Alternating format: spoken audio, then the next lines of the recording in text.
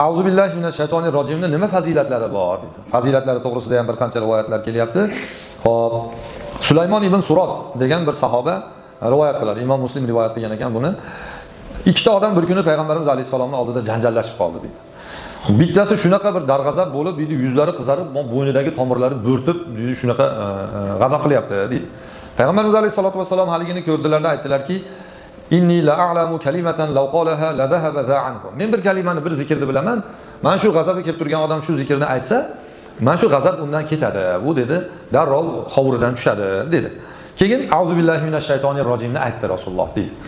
Uni Rasulullohning oldida o'tirgan sahobalardan birlari haligi odamning oldiga borib, hozir Rasululloh shu sendagi holat to'g'risida bir gap aytdi deb shuni aytib berdi dedi. Bu rivoyat nimani bildiradi? Demak, inson darg'azab bo'lgan paytda auzu billahi minashaytonirrojim deyish kerak.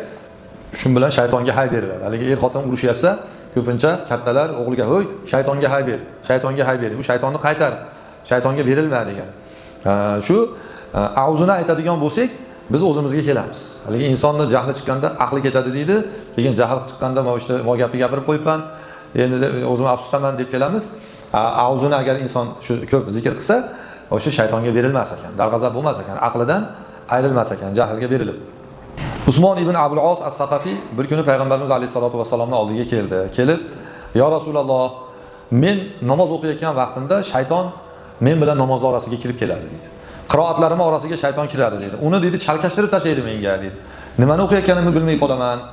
Shunda payg'ambarimiz alayhisalom, "U Xinzab ismli shaytondir" dedilar Rasululloh. Ya'ni seni shu namozda yoki qiroat qilayotganingda adashtiradigan, chalkashtiradigan u shayton. O'shani qistigan vaqtingda auzu billahi minashaytonirrojim degin va chap tomoningga tuflab qo'ygin, shu deb tuflab qo'ygin. Men shu bilan Alloh taolo ketkizadi dedi. Keyin men shunga o'rganib oldim dedi hali kishi.